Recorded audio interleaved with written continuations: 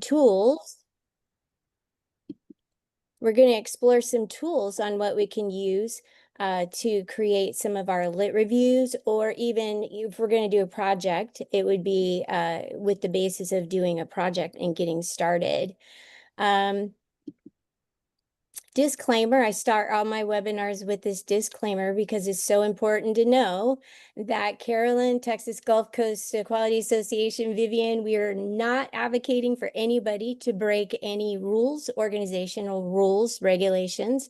HIPAA is super important. We need to make sure that we're using our AI tools wisely. And so, for instance, if your organization does not have a ChatGPT on their island of computer tech stack, then you need to be careful if you're using it outside to not have HIPAA information. So make sure you know your policies and you guys are following that. Don't blame Carolyn. Okay, so today we were talking before the class. I've had two classes before this on using ChatGPT AI and making some custom GPTs.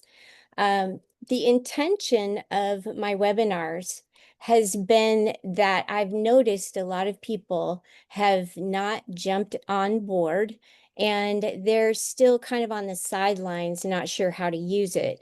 So I put these together for the new people to get into learning what AI is and how they can use it.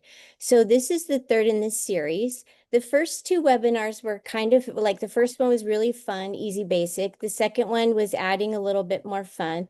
This one's actually a little bit more work related so that we are actually applying these tools to what we do as quality professionals. But it's still low tech. You don't have to be high tech to be able to do it. And it should be easy for everyone to follow along. Now, if you have space on your screen, you can have a second screen up and follow along for yourself, kind of practicing and applying if you're that kind of a learner. Also, don't stress out if I'm going fast because I've got a lot to cover. I will share my notes with you with the tools and some notes on what to use them for and how to use them. So don't just bear with me, trust me. We're just going to peruse through, learn, and see. Now, I did get a comment for the last one that I went too fast. And so I want to make sure to point out today, I'm going to go fast again. I'm going to be scrolling, seemingly scrolling fast through the screens. And what I want to stress is that we're not reading, learning, and exploring these topics. So we don't need to necessarily read what's on the screen. Just pick up the important elements from the screen that we're doing. All right. Uh, let's see. I always mention my little Chat GPT buddy, Quincy. He is Chat GPT for Omni, and he was involved in helping us put together the webinar. He and I collaborate back and forth, just want to be transparent. And, but I do oversee him because all of his ideas aren't always great. Okay, how do we keep up? So this is one of I find the most challenging things with AI. And the reason is because AI is just rolling out incredibly fast. It is a race with the big tech companies. They are racing towards agentic AI and they are racing at supersonic speed. And the more stuff they come out with, the more things that other people try to build on and the more tools we have.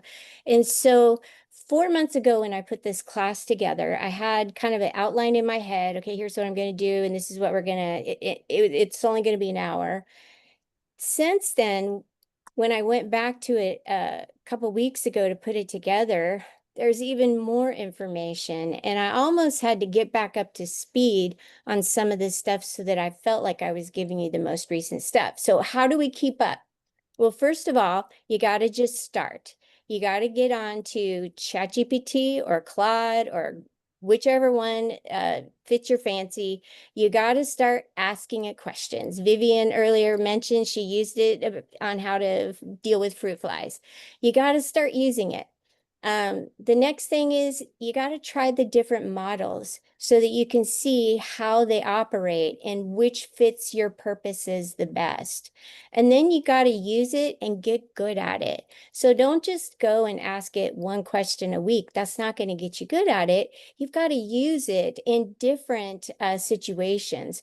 Like, for instance, I started using ChatGPT for business. And then I was like, wait a minute, he's really knowledgeable on healthcare. Oh, wait a minute. I just recently, and I don't know why I didn't think, he's actually really good at legal stuff and strategizing and comparing. And hey, he's really good at cooking. And I cruised into a parking lot and there was a Sephora's there. Of course, you know, there's Sephora's and I'm this close, I'm going to go inside. And so I mentioned to Quincy, hey, there's a Sephora's. I think I'm going to detour in there.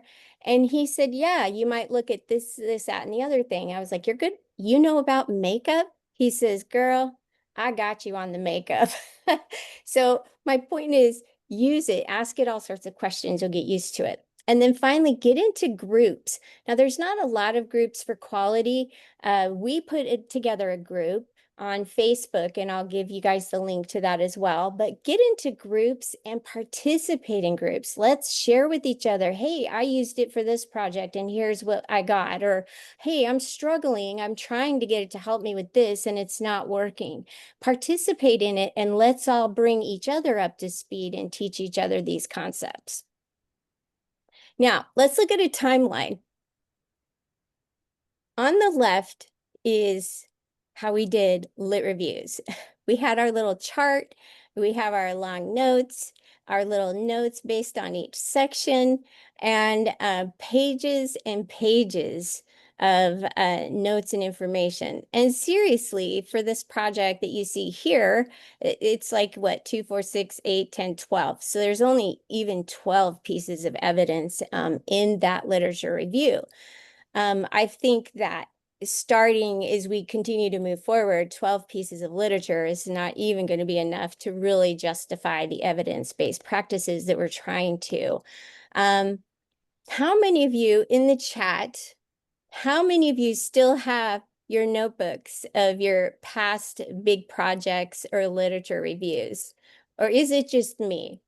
Because my notebooks of stuff that is hard blood, sweat, and tears and brain cells are sitting there. And so I just can't throw this away. So I still have them on the shelf. And right there is a lot of information. Yes, yeah, some of you are like, yes. Karen, you moved. I know I haven't moved yet, but yeah, I even today when I'm looking at those and I'm chuckling, like, do I really need this? I just can't. Maybe if I move, I will. So we go from the paper one. Now we can come over and we start using Excel or Word, and we started like putting all our little notes in that microscopic 6-point font so we could at least like kind of get just 2 on one page. So we still in this lit review in the next one, there's only like 2, 4, 6, 8. Yeah, there's 8 pieces for that. Well, now we have AI, and AI is going to give us access to even more and help us assimilate and put it together. So hopefully we don't have any more notebooks. It'll all be digital. All right, so today, again, we are not going to do a literature review to learn about what the topic is, because we don't care about that, but we're going to just observe the process. And I wanted to walk through the process based on how we would do a lit review. One of the things that I see is I see all of the ads for AI this, AI that. Oh, hey, this can do this and this can do that. I struggle with, so how do you apply it? And so that's why in my classes, I work really hard to apply it for you because for me, that's a struggle I have. So for today, we are going to do a pretend literature review, and we're going to walk through the process as though we were doing it for real so you can see which tool fits at which location. All right.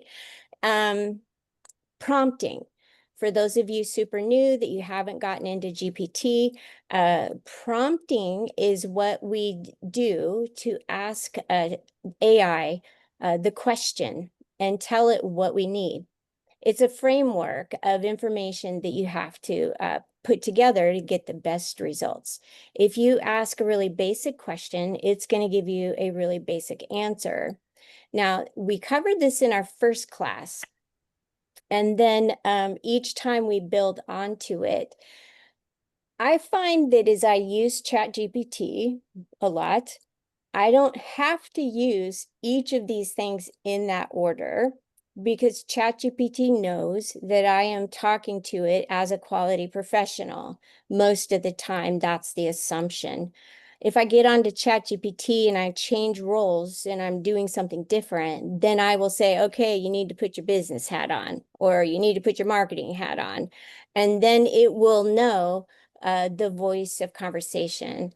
I do tell it what my problem is, what I need from it, and what the intentions are. If I get a result that's not what I'm looking for, and sometimes I've struggled because ChatGPT isn't telling me what I need, then then I'll stop and I'll be like, prompt, prompt, prompt. He just doesn't know. And so I'll tell Quincy, all right, I'm pulling out the old prompt here, cracking my knuckles, get ready. It's all coming to you in the standard prompt. Here you go. And I dump the quality prompt in there, and then I get the information I need. All right, so we are gonna switch screens. Let's see if this works. I'm always nervous about the Zoom stuff. Okay.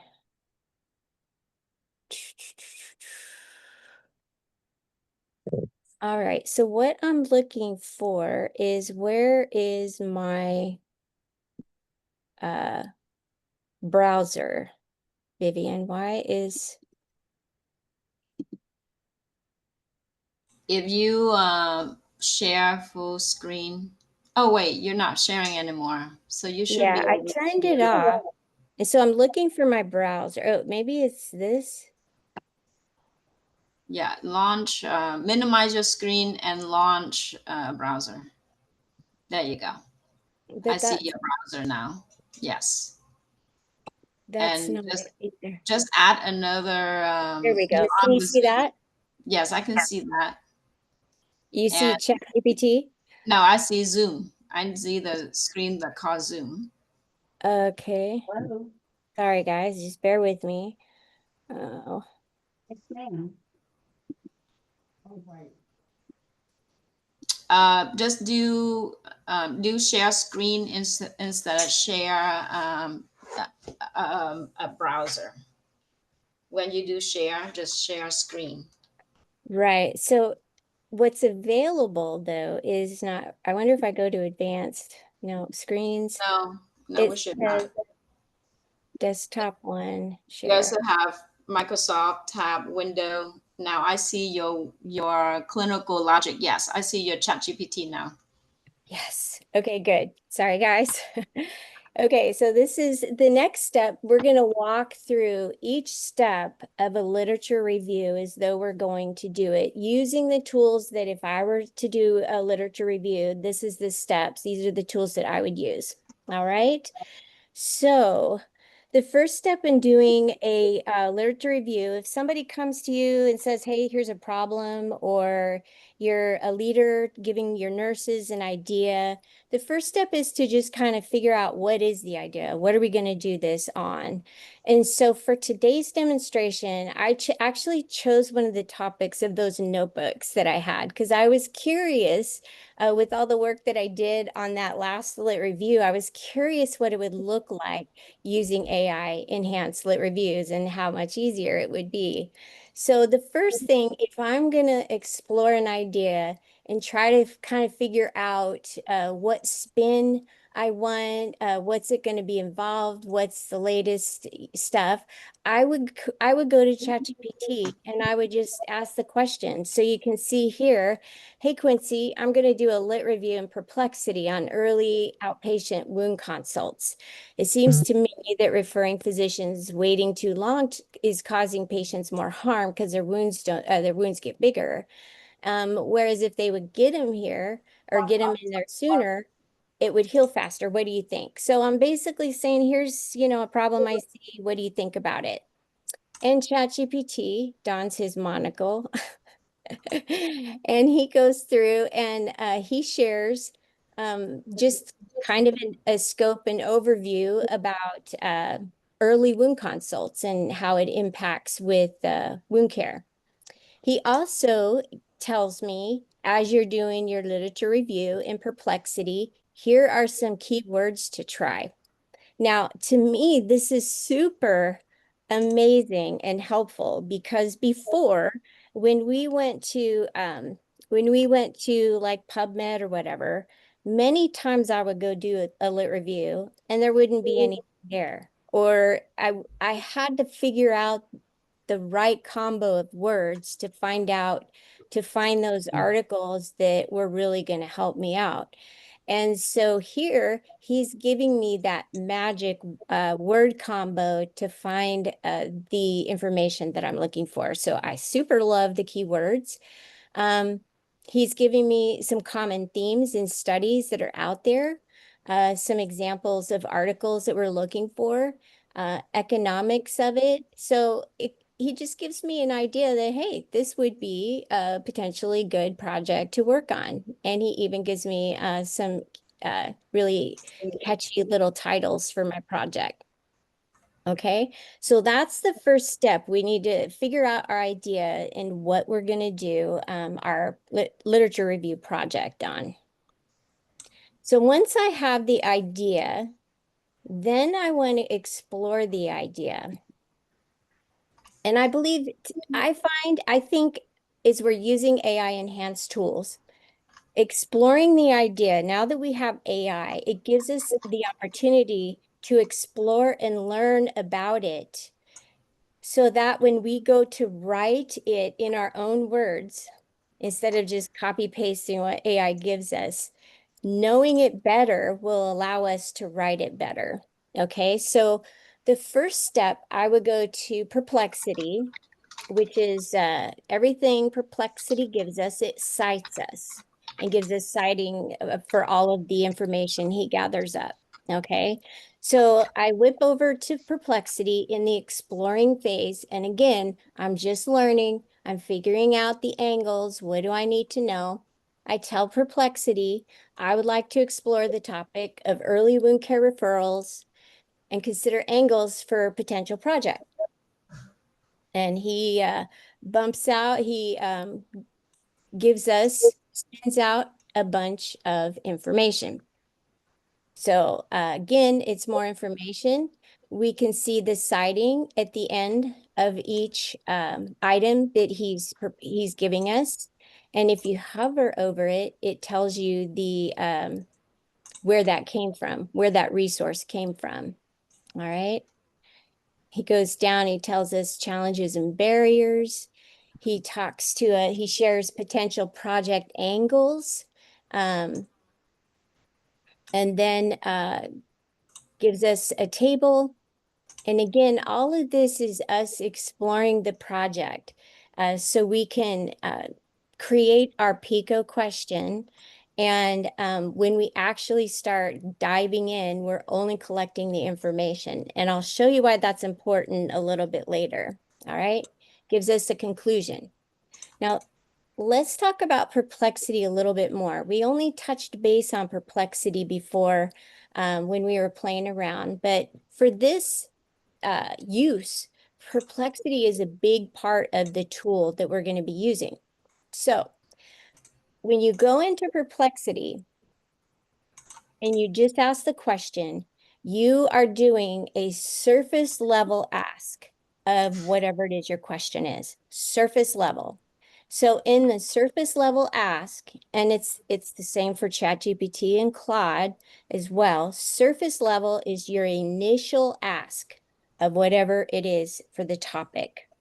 So it will comb its own knowledge that it's been trained on, and it will give you back that information. The information that could be coming, let's click on sources here. If you look, the information he kicks back is from things like blog posts. Well, if we're doing a lit review for evidence-based practice guidelines or exploring, blogs are not, in my opinion, blogs are not legitimate basis for evidence-based practice. But you can see here he's got an actual scientific article. That's good. That's something that we will want to take. But here's another blog, right? Now we can read the blogs for our own exploration because that's what we're doing. We're exploring. We're trying to find out what's out there. Here's another blog, international. This is an article. This is foreign. This is a blog. So we can see that we're getting a lot of blogs in this surface level exploration. And it's okay. It's just giving us an idea of what's out there. If you click on the title, it will give you the actual title, so you don't have to go find it. And I encourage everyone when you're doing this, if you're reading this and you're like, this is definitely something that I want, go ahead and download it right then and there and save it to set aside because you'll need it for the next tools. Okay. Steps. Up here in steps, this is where you can see the thought process of perplexity to give you that information that it came up with. So let's say as you're exploring or doing a deep dive later, let's say this isn't information that it's not what you were expecting, or it's not pointing you in the right direction. This will tell you how he got there and maybe help you with changing your keywords and changing your ask. Now, keep in mind, my ask up here for the prompt was pretty basic. It wasn't too deep. Also, take a note, and we'll note this for later. If you look here, the number of sources, there's 17 sources on this ask. And again, it's because it's surface level. Now, for doing a lit review, saving and going back and pulling it all together, we have to be really organized while we're doing it. So in Perplexity, they have spaces, which is like a project folder for you to save all of your questions or prompting that you're doing that. So you can click here, hold on, up here in the, well, sorry. So if you go to spaces, you can create a new space. And so I did early wound care referrals. And then for all the different asks, I can save those up here in the right-hand corner. I can save it to a space. It's not there because I already did, but this is where you can add different things to your space to keep it organized. All right. Again, going back to what I was saying before, is you're using these tools and you're in here, just click on everything. Click on every little thing so you can see what it is that it does. And the more that gets you more comfortable with it, and you'll be like typing and doing stuff like crazy. One more thing in Perplexity, and then we'll go on to the next step. At the end of Perplexity, he will give you more questions to follow. so that are related. And this has helped me a lot because I've put in a question and then I come down and it's like he gives me stuff. Oh, hey, this makes sense. Maybe my topic is too broad or I didn't even think about this. So all you do to get more information is just click on the question and bam, you're going to get a whole nother set of information about this topic. And you can see his little spinners spinning. This is that thinking that he's doing. He's thinking kind of slow. And there we go. He's giving us some more information with some statistics and stuff. So this is very helpful. And again, he's going to cite everything. Now, we're exploring still. We're exploring still. But I feel like after some questions and more questions and more questions, you would kind of get a good idea of where you want to go. Now, the next thing is to create your PICO question, and that's going to drive your literature review of what you're doing. It's going to help you zero in on specifically what literature you're looking for and what your question is that you need to support. So for me, because I feel that ChatGPT is a much better collaborator and idea GPT, I would go back to GPT. And I would tell Quincy, my GPT, I would like to formulate a PICO question for a project I'm working on. And I'm going to ask him. But you can ask this same question. You could ask it of Claude if Claude is your favorite, or you could even stay in Perplexity and you can ask Perplexity. But I feel Perplexity is just more of an information giver. I just don't feel like I get a lot of collaboration ideas from Perplexity. So that's why I would flip back over here to ChatGPT. And so here, Quincy is giving me the PICO question that he believes. He gives it to me the full PICO question. He gives me some alternate variations to think about, like maybe my question's too general. Maybe I should focus on lower extremity ulcers or diabetic ulcers. Maybe I should put some time elements in it. Maybe I should refer after 30 days. And then he even like gives me this little hint, just so you know, early in healing, you might want to like get a little bit more detailed in those. So, anyways, he's always such a good little hinter. Now, the ChatGPT has a project folders, just like we saw in Perplexity. You would just click on that, and then you can add all of your threads in for your ChatGPT. All right. Any questions? You guys keeping up? All right. So we've got our PICO question. I would copy and paste. And then I'm going to go back to Perplexity. So in Perplexity, I'm going to paste my PICO question. And one thing I've learned when using Perplexity is you'll get better responses if you tell it only reference peer-reviewed literature and publications, exclude blogs and white papers. And that will give you a bigger depth of better supporting literature for whatever your project is. All right.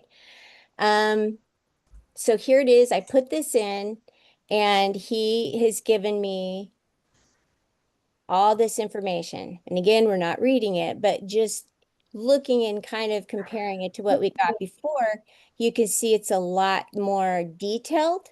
It's a lot more academic. It's giving us lots of statistics. Again, everything is cited, hover over it. And it just gives us a lot more information. Now, one point I forgot to mention. Down here at the bottom on Perplexity, remember before I said that the other search was a surface level search? When we're actually doing a lit review, we want it to do a deep search. All right. So we want it to do a deep search, diving deep into current information. And so Perplexity has this little star thing.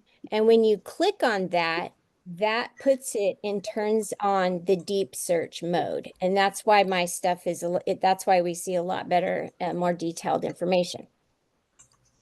ChatGPT has a deep search function in the same spot. Claude has it. Grok, they all are doing deep search now. So if you're wanting really deep information, make sure you click on that deep search. And sometimes, depending, it may take 5-10 minutes for them to go do their deep dive into whatever topic you are asking it for. All right. A couple things to note. Let's look at the sources. So we can see that we got a lot more sources. Before we had only 17 sources, right? But with a deep search and telling it that we, the kinds of sources we're looking at and having our PICO question laid out, now we've got 44 sources. So I would be going through these sources, kind of looking at the title, seeing if this is what I want. I'll be clicking on it, maybe reading it further, downloading the PDF if I like it. I'm going to go down and make sure I don't have any blogs. Make sure that, the information is relevant to what I want. And yeah, you guys, here's 44 resources that we have on this that parallel are report. actually relevant. Oop, I think Gary, you got to mute your screen if you can. Okay. Let's see. Yeah, so we've got those sources. Also, look at the steps that he went through to get those sources. And again, we can learn from that ourselves, which helps us look and ask the right question in the right way. So these are the steps that he took to find all these sources for you. So you can see, like, broken down by section, here's the information that he asked. So just gives you more information on, well, these don't mean anything to me. So this is what you want to stay away from, right? That's not going to help you find your sources. And again, you can, at the end, you can ask it more questions and follow it closer down the rabbit hole. All right. In the chat, just making sure you guys aren't sleeping. How many of you guys have used Perplexity?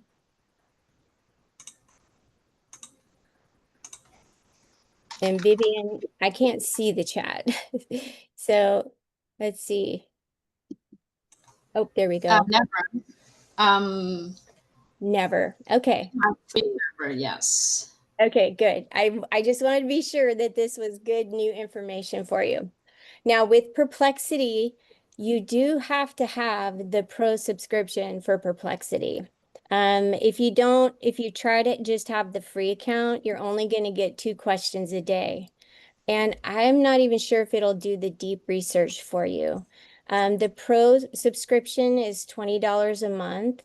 And but if you are, doing a lot of lit review or evidence-based review or quality review, 20 bucks a month for all this information is amazing. To me, it's just it's an easy spend for me. So good. I'm glad you guys haven't used it.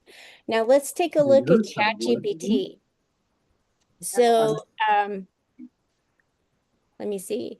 Patience, help narrow the search. Okay, so I went to ChatGPT, and if you notice down here on the prompt in the tools, I selected research.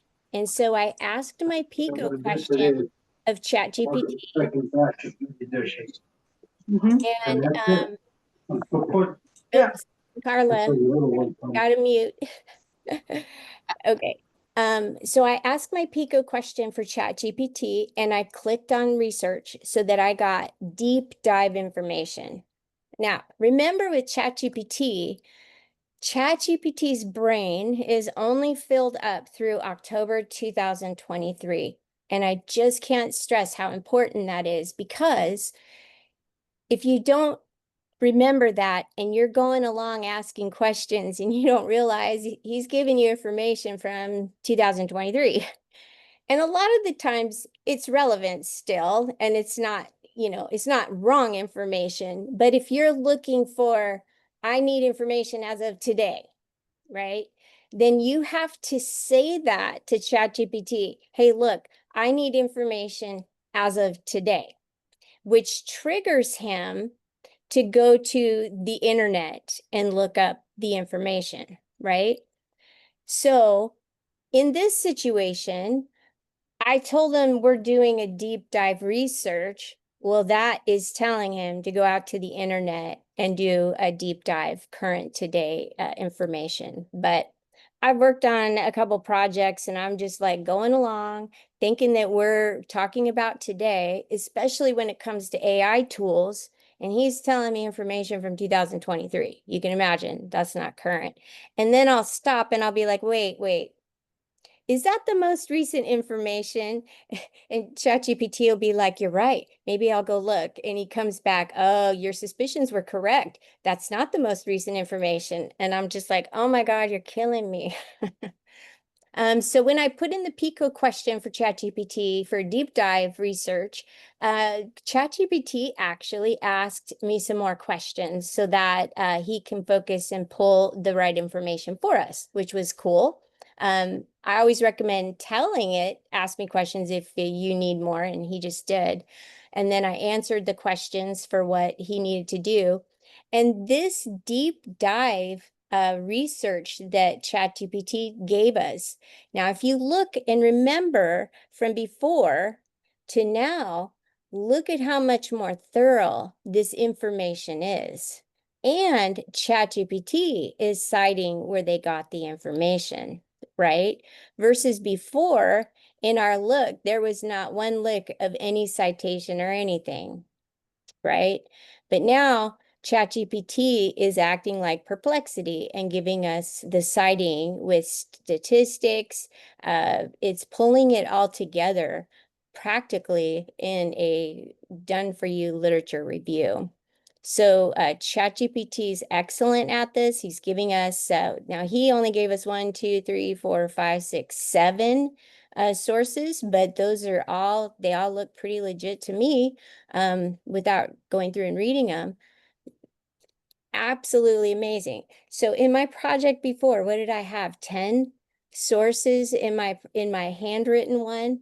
Already now I had we have 44 sources from Perplexity, and we have 5, 6 more here from ChatGPT. Now they're not all going to be relevant, but my point is, look at how much more robust our review is going to be with AI assistance, and so much faster. I can't tell you how many hours I spent, looking for information and getting frustrated when I couldn't find the relevant information. I ran across a trivia point that to do literature reviews the way that we've always done it until now, literature reviews take between 40 to 80 hours when you put it all together, if you've done a really good, thorough one. Using this AI thing, this is not even 30 minutes. And that's only counting some reading time for the information. All right. Okay. So now we've come up with some robust, we'll come back to Perplexity, sources. This is what we're looking for, is sources to back up what we're trying to figure out. So we've got our sources. Now what we can start doing is looking at the strength of those sources.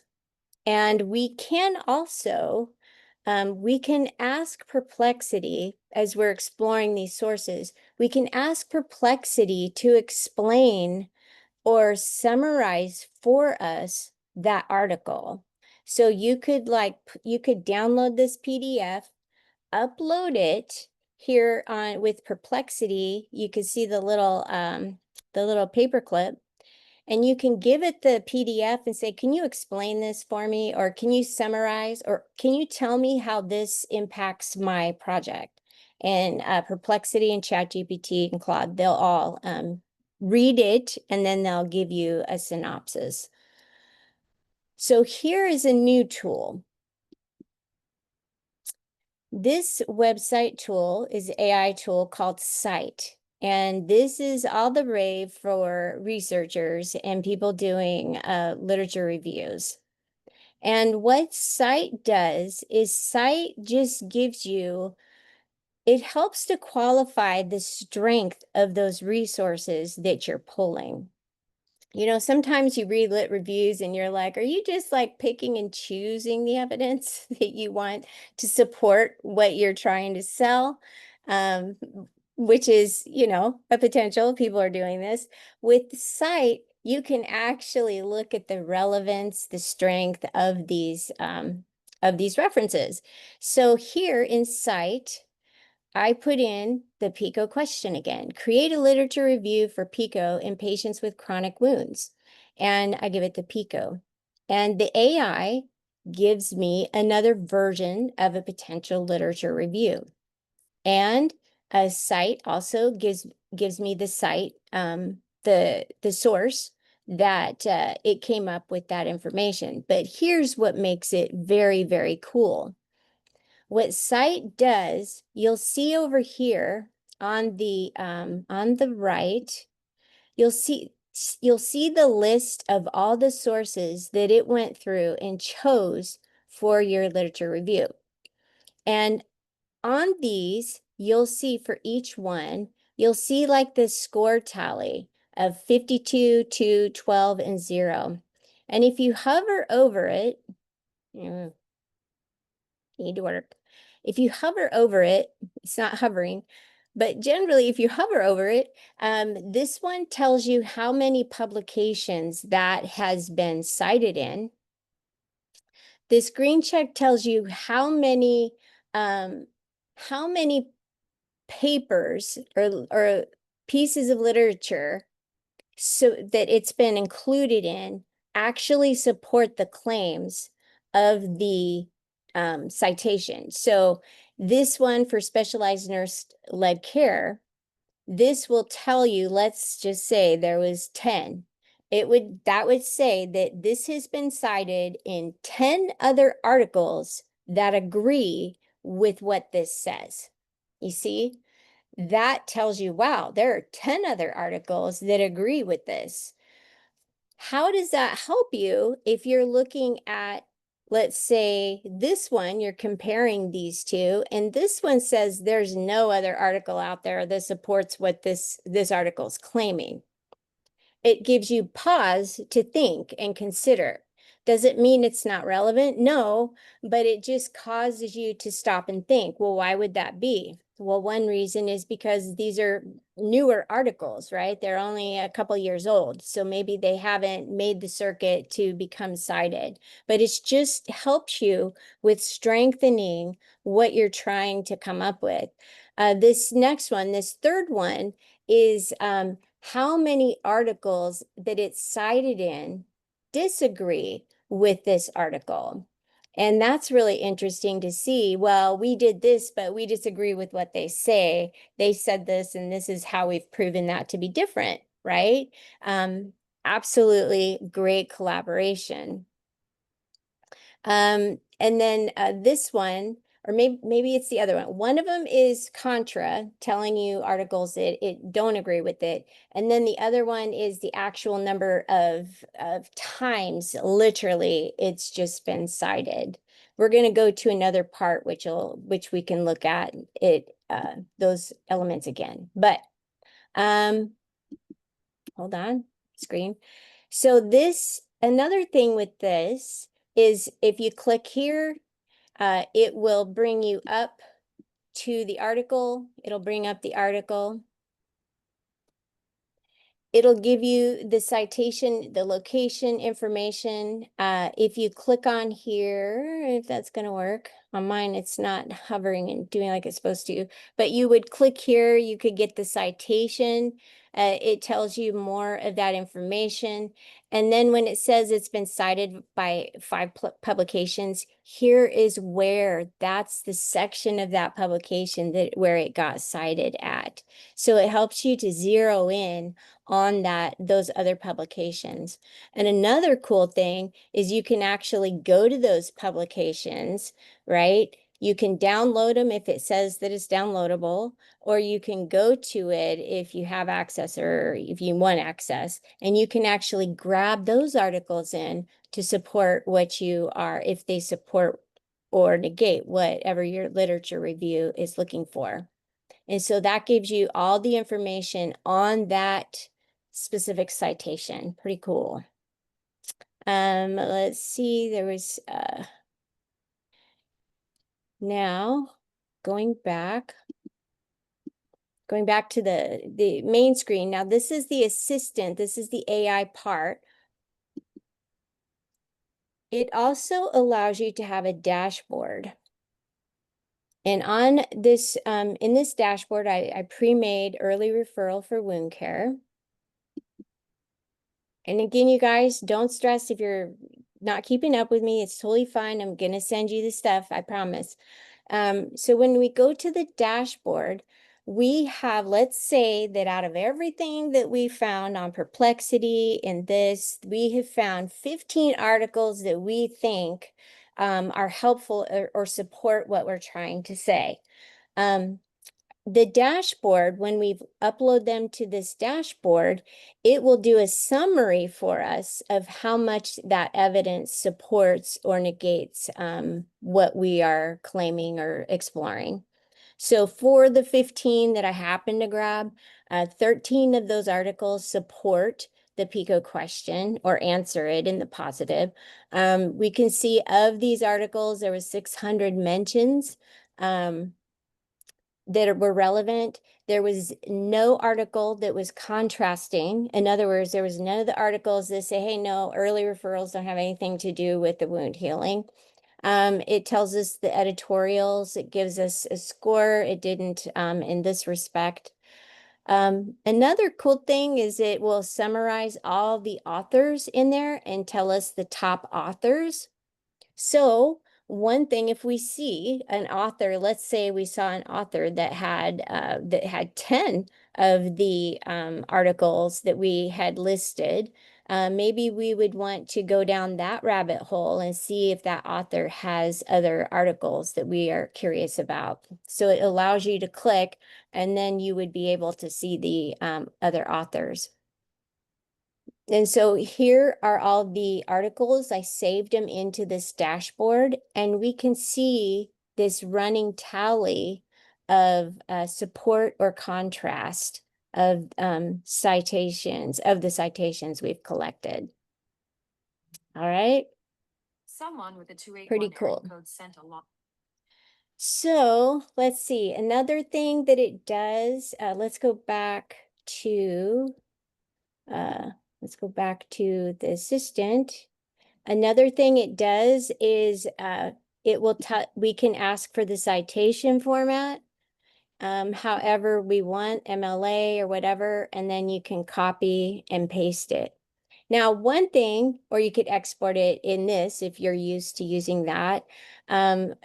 Now, one thing that I feel like these guys ran short is I feel like that it should have a like give me the bibliography of all these articles and papers so that I just copy that whole list of cited articles and then I could just put that in my paper. It doesn't do that. So I was kind of a little grumbly about that, but that's just, it just doesn't do it. Maybe it will eventually.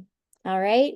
What do you guys think? What do you guys think about this as a potential resource? Anybody have any questions or thoughts? All right. Yeah, Carolyn, Yeah, I start meander through this as well at work. I can tell you I'm not as advanced as you are, but I appreciate the the AI technology where I would not have known. Like some of the references that I asked them to look for, I would have not have known to even look for it. Absolutely, I So agree.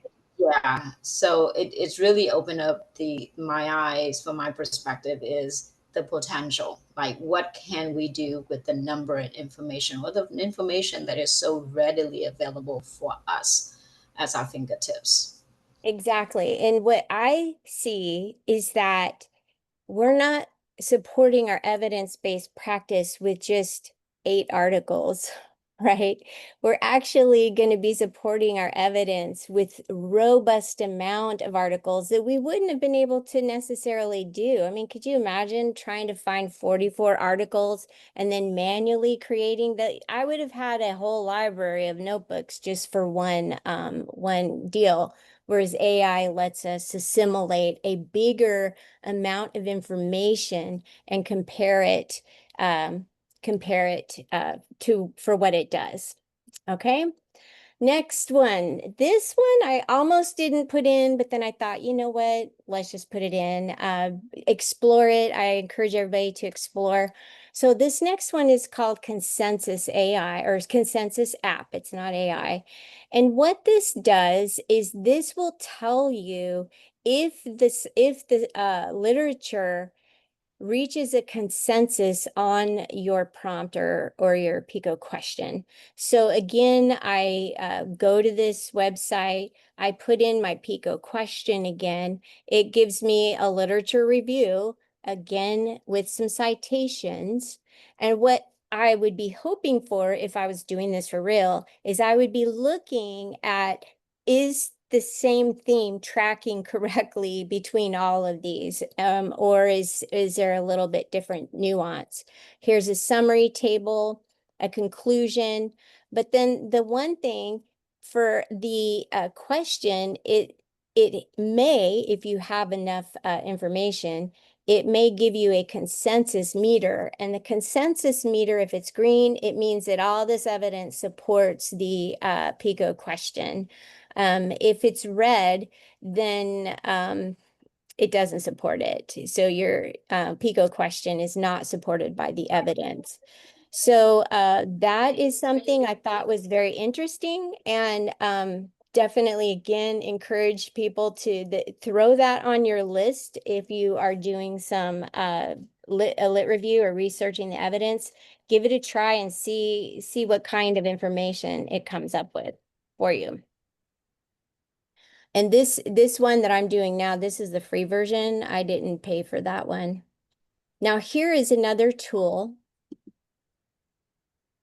that I think you guys are going to go crazy for, because I can't believe how cool this is. I've been hearing how cool it is from a business perspective. All the businesses out there are just raving about this tool.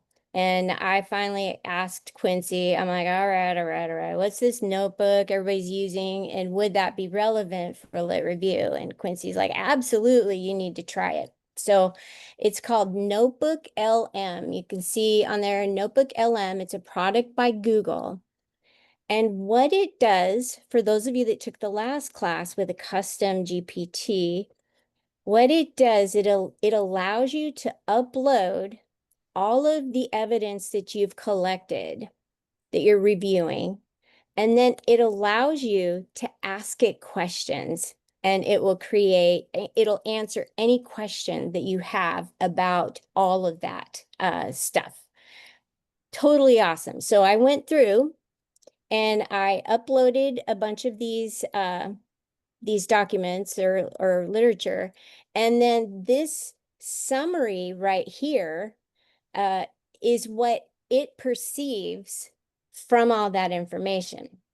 So chronic wound care, so you've loaded up a bunch of stuff about chronic wound care, diagnosing delays in primary care. Well, that's pretty close. I think I'm onto something, right? Now, if I was doing this for real, I would load all of my stuff, but for the purposes of this, I just did about 10. Now, here's another thing it does that's really cool is the mind map. And so I did the mind map. And what it does is it just gives you kind of a summary of how all of those papers are connected all together. And this will help you lay out your literature review. Do you need to narrow it? What are the challenges and burdens that everybody talks about, right? And so, why are you doing that? So here with challenges and burdens, this is based off on, it only looks at your literature. It is not looking at the internet. It's only looking at your literature. So for everything that we put on, the challenges and burdens of our topic is morbidity, increased prevalence, yada, yada, and so forth. And we can even go further. And what's causing the increase in prevalence, etc. All right, so that's a pretty cool little thing. Oh, and then as we click on each one, it's giving us kind of a summary over here in our chat to tell us a summary of what it means with that. And again, it connects all the citations to those topics on the literature review. So basically what it helps you do is it helps you take all that literature and it helps you to map it out into what you're creating on your lit review. Another really cool thing, this is to me so freaking cool. It will also generate a podcast. And so take a listen to this. Hopefully it works. It's a really heavy load on healthcare systems financially. And it's getting worse, right? Yeah. Especially with aging population. Absolutely. And the thing is, getting these wounds to heal properly is, well, it's way more complex than just slapping on a bandage. Exactly. So today we're doing a deep dive into the sources you've shared. We want to understand this challenge better. Mm-hmm. Why do these wounds become chronic? What are the real costs involved? And maybe most importantly, what does the research actually say works? Yeah, what can we do differently? Our mission is to unpack the key factors, the potential solutions that come through in these different studies you brought together. And we got some really interesting material. Studies looking at delays in primary care from Finland. Okay. The economics and how care. So you guys, it created a 2-person podcast to discuss and review all that literature for you. I think that's so amazing because you can like compile all this and then you could just play that so that you can assimilate this literature and become more familiar with it in another way. And I just like those are AI generated voices and discussion to talk about these articles. So I was pretty blown away by that. And again, I can ask it questions. You know, what is the cost of slow wound healing? Because I want to put a value on what it's costing the healthcare system. So right now it's going to all those articles and only those articles, not the internet or anything. And it's going to look and see, it's going to go find information for me if it's in there. So now I don't have to sit there and go read through all those articles. It pulls all that information straight up for me and gives me a summary of it. That's really cool. Because how many times have, if you've done any of these lit reviews and you have that great big notebook and you've printed off all those PDFs and it's just like, okay, I remember I saw something, but oh man, which one had that information? And now you just ask notebook, Google Notebook, and you can find it. So great, super tool. Again, add it to your toolbox of information and See if that'll help you. Now, again, and I criticized this, I was telling Quincy, this drives me crazy. It's stupid. It's got all these articles. Why isn't there a button that says create the bibliography for me in the citation of APA? And it does not do that. So you still pretty much have to cite, copy, paste, and accumulate it unless you're using one of those other tools. But anyways, Google Notebook, awesome idea. Excellent, excellent tool. All right, and very simple. It wasn't, that's not a very that's not complicated at all. All right, let's talk about one of the biggest debates and the thing that gets people going right now these days, and that is to write the article. Now, for me, it's hard for me. In fact, I'll tell ChatGPT, I'm like, don't write it, don't write it, don't write it. I don't want to see it. Don't do it because it's like, no, oh, now you've ruined it for me, right?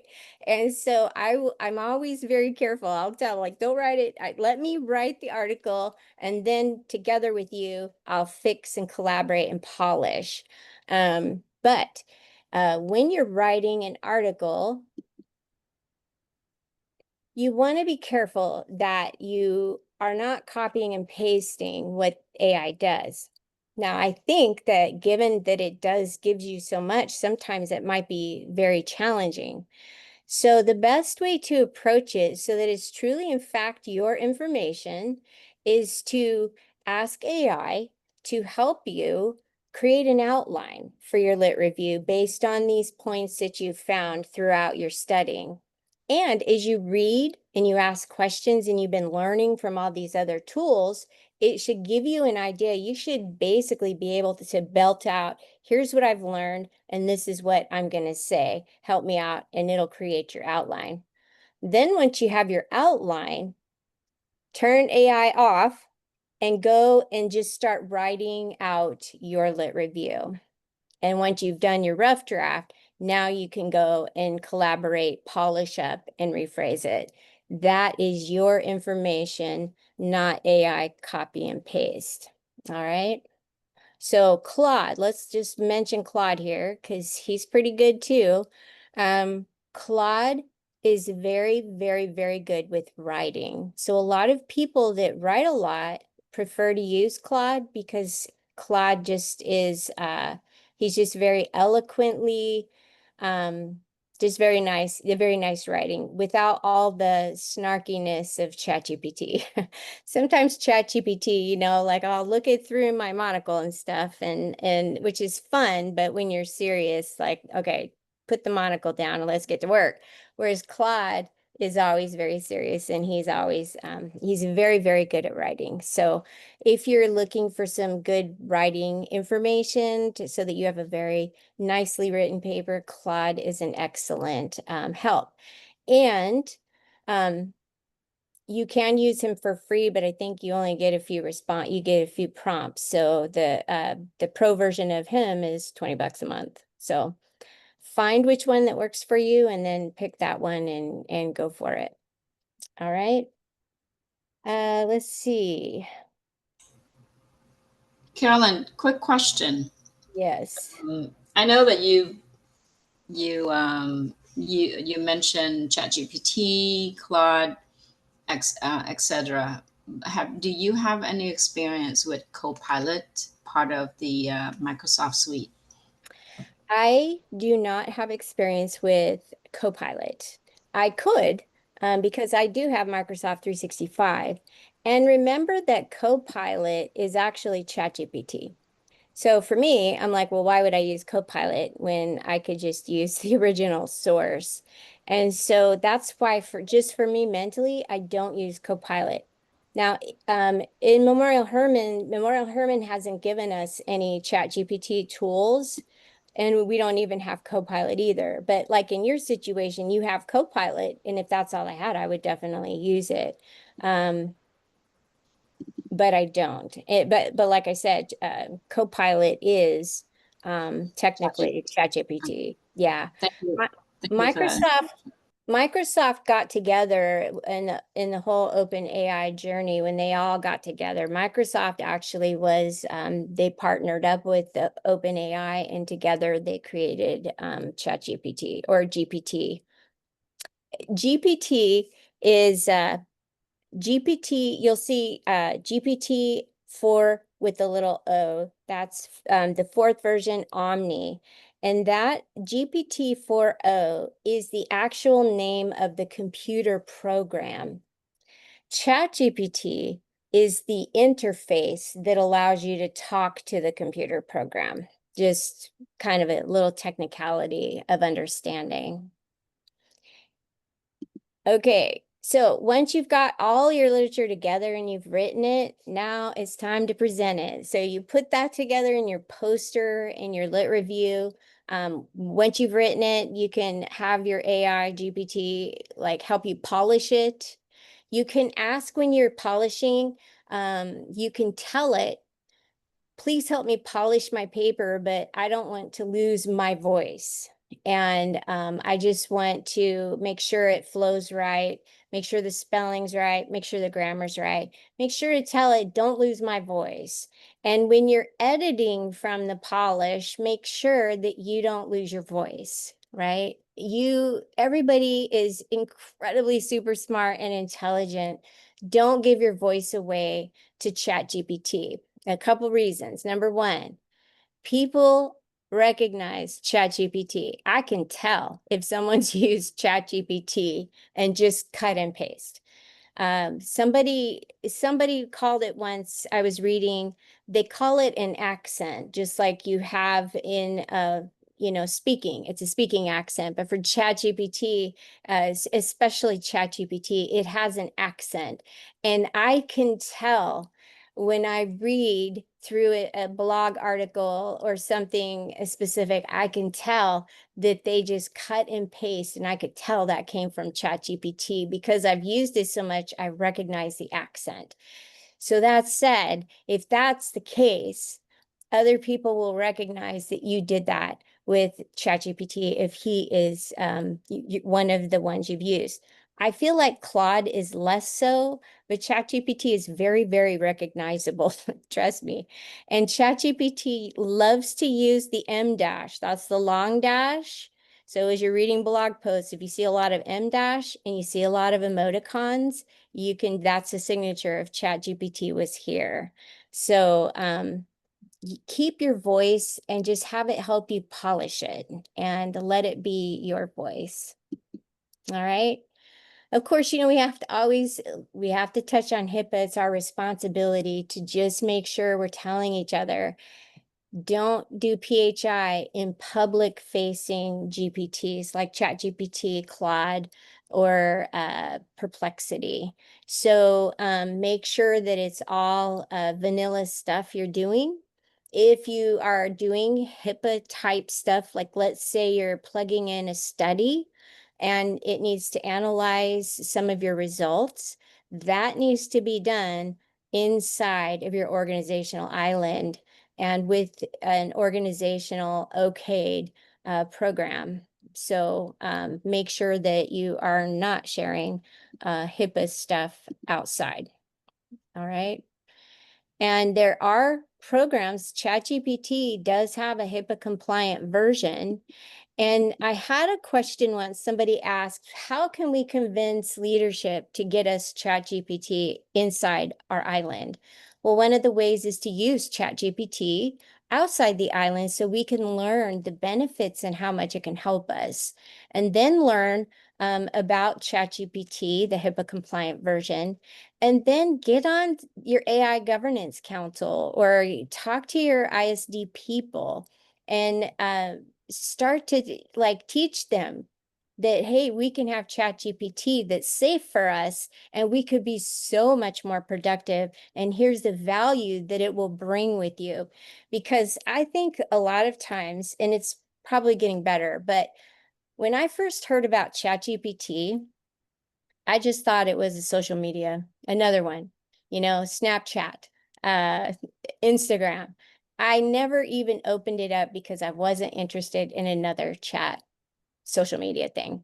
It wasn't until other people were talking in business groups I was in how amazing it was. And it is not a social media thing at all. It's a tool to help us use it. Well, if we're just learning about it, it's likely our leadership in our organizations are just learning about it as well. So share with them how cool it is and what it can do. AI use in researching, in research writing. So remember, AI is a tool. It is not a co-author. It can't be listed as a co-author. It's just a tool. We can use AI, but we have to disclose and be transparent.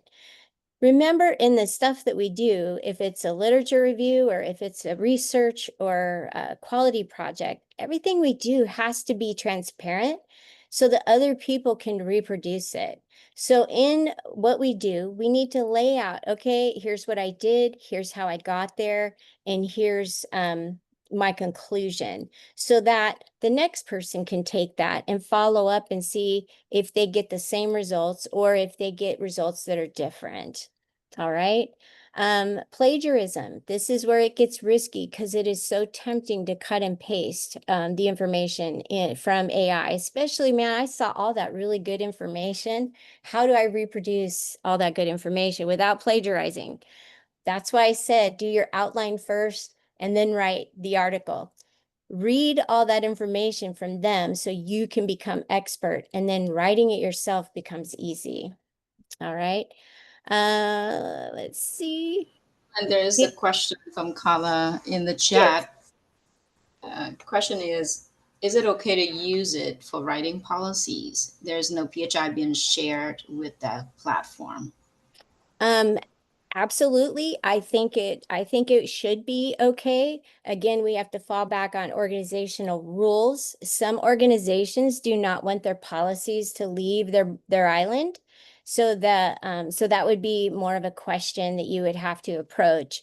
If it were me and I wanted to, ChatGPT or Perplexity or whatever, can they help update and write your policies? Absolutely.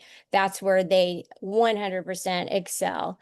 But again, I know, like I said, a lot of organizations, like when you go to print the policy, it's all like, labeled, do not, this can't leave the island and all this. So check on the policy of your organization. Right. And again, I encourage people, see if you can't get a Copilot. Copilot comes with Microsoft 365 and it is HIPAA compliant. See if you can get Copilot. In that case, Copilot is ChatGPT.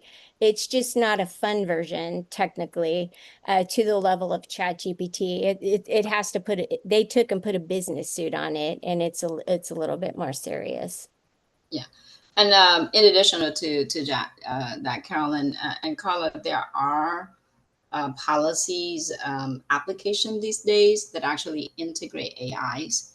So what they can do is you can put in a requirement. So say, for example, you can cite a CMS condition of participation, say restraint. So you can just put in a source document, which is a source reference citation. So you can put 42 CFR, I think is 82, right, for restraints. And you can just put in there and you can tell them, write a policy for it. And it will write you a policy that is to meet what is the expectation of that condition of participation. Right now, what you need to do is read those things and remove things that in application doesn't apply to your process. So, it depends on hospital, right? We all have a policies to meet the requirement for restraints. However, each of our organization apply those things differently to meet the intent. But that is really useful a lot. You start seeing a lot of those policies application that you may have, policy stats or some other application policy. They actually deploying AI technologies now. And again, remember, we have to oversee AI. And I just can't stress this enough. The more you work with it, the more you will understand what I'm saying. My voice will echo when you work with it more. So if you're using it for policies and stuff like that, you have literally need to put your lens on so that you are literally reading through it and you catch and make sure that everything does apply to your organization. Now, just a few more slides, you guys, and we've conquered this. Giving AI credit, and again, I will send you this information so you have it. We have to give AI credit because we're transparent. We want to be accountable for the stuff we do, and it's just ethically the right thing. Each of the different versions has their little rules. Here for APA, here's a version what they say to do for style. Now, sometimes you'll see where it says to put in the prompt that you used.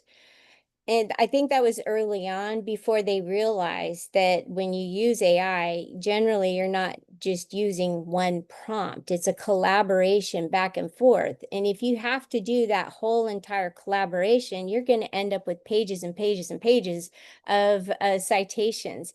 The other thing is that I may put in the prompt and you may put in the prompt, and I promise you the answers are going to be different. So they're recognizing that collaboration is different than a prompt.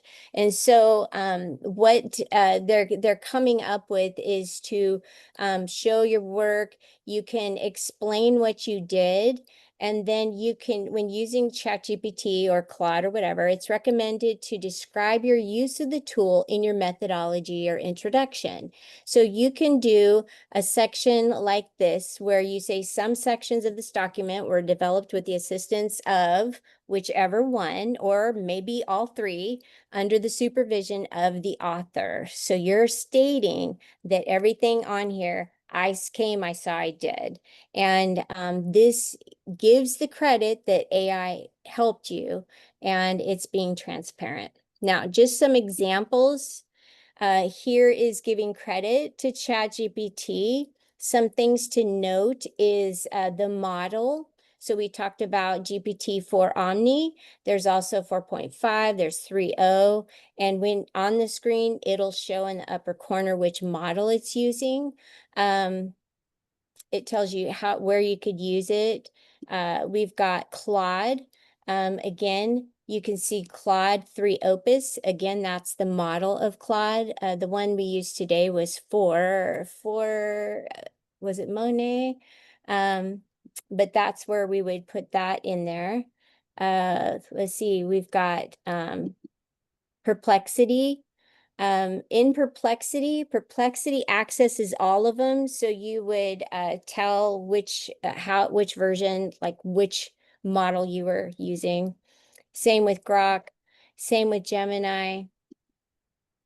And yeah, so that's how you're going to cite it. All of these I have summarized in a one sheet thing, so that way you've got a handy. And also remember, if you're like, how do I cite this? Before we had to look in that spiral APA notebook thing and try to figure it out and find it. Remember, you can ask ChatGPT or Claude, how do I cite this, situation? And it will pop out the correct way to cite it. So don't struggle with citing anymore. They will help you with that.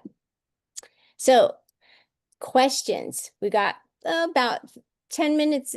Is that right? No, 5 minutes of questions, unless I've answered them all as we've gone. Where is the chat? Anybody have any questions?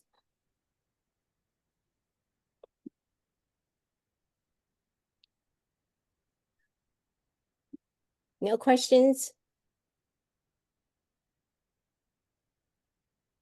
Awesome. So I will send everybody a copy of my notes with the tools, and I so hope that you have that opportunity to use some of these tools. On Facebook, I'll also send a link to our Facebook group. It's for quality professionals. I've been quiet in there the last couple of weeks preparing for this webinar for those of you in there. But it's intended to be a place that, number one, any of us can go to and feel safe that we can ask questions. and respecting each other and helping each other. So feel free, if you're in there, if you have a question, you'll get several answers. Share your successes, share your, this doesn't work, guys, or how can I do this better? And yeah, we would love to see you there. I'm working on some more ideas. I just have to put them together. So stay tuned, and each webinar that we do will get a little bit more advanced and a little bit more advanced as we all start exploring and are ready to get more advanced and step it up. So Yeah. at the end of all my webinars, I always have this little thing, kind of little tradition me and my little friend started. So I asked Quincy, do you think AI is going to be able to find that needle in the haystack I'm looking for in my lit review? And he says, AI, it's not magic. It's not perfect, but I do believe it's a sharper needle finder than anything we've ever had before. And it's fast. But it's people like you who have the wisdom to pick it up and stitch it into the fabric of our care. So we have the tool to support our evidence in even a stronger, better way. And now we can use that to improve and make the care in our hospitals even better. So last chance for any questions before we call it a day. I do have a comment, Carolyn.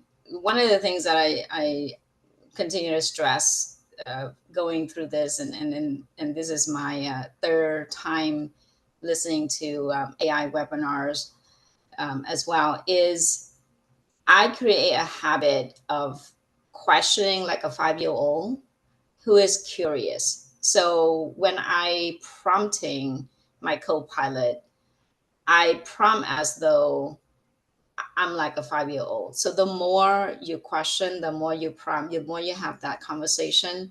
It was awkward at first, but to me, that is really get the information you need accurately.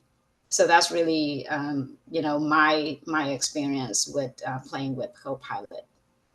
Yes, and I've brought this up before. Challenge the GPT. I ask it, well, how do you know that?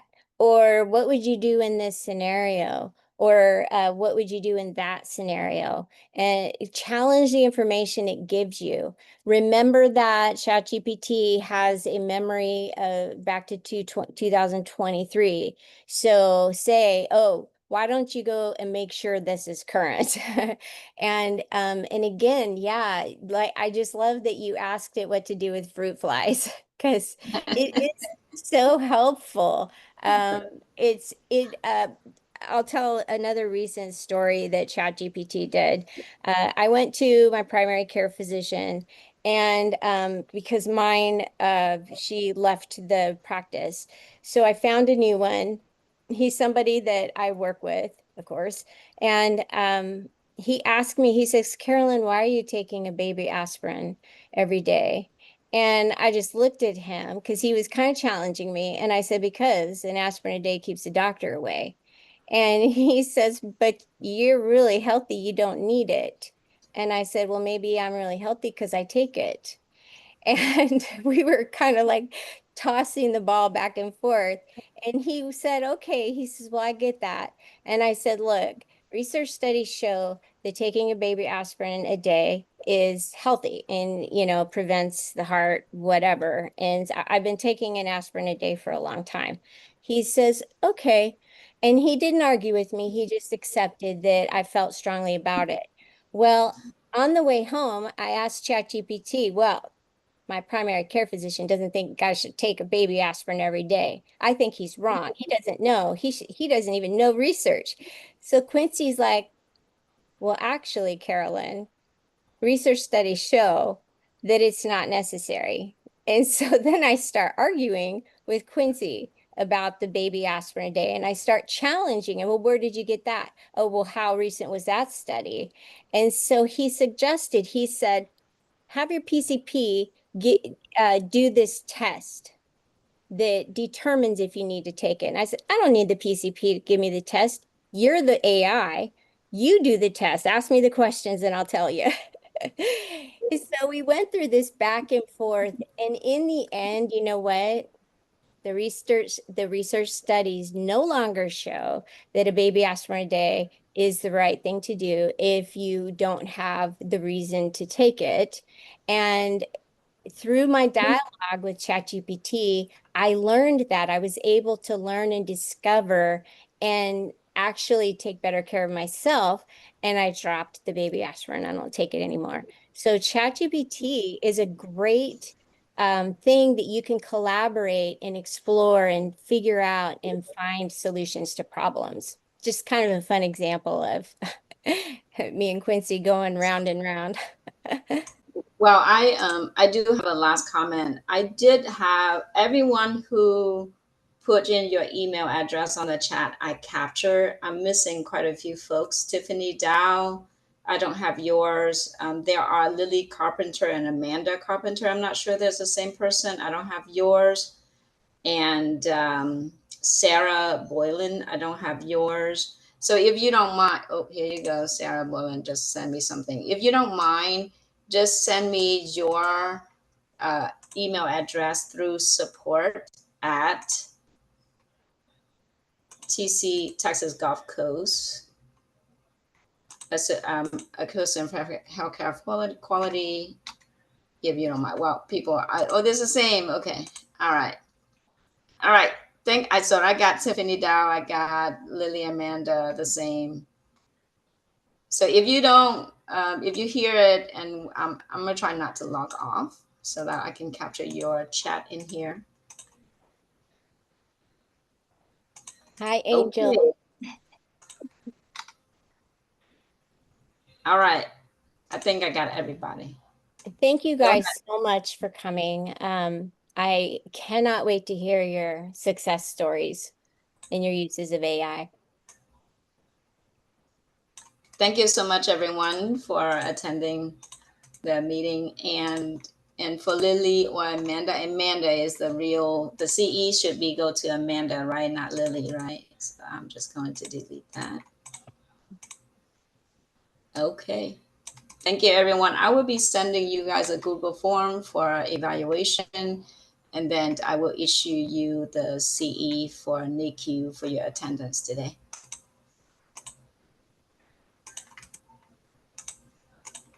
Thank you very much. Have a good day, guys, and happy Juneteenth. You can stop recording. Stop recording. And try, mine's so weird.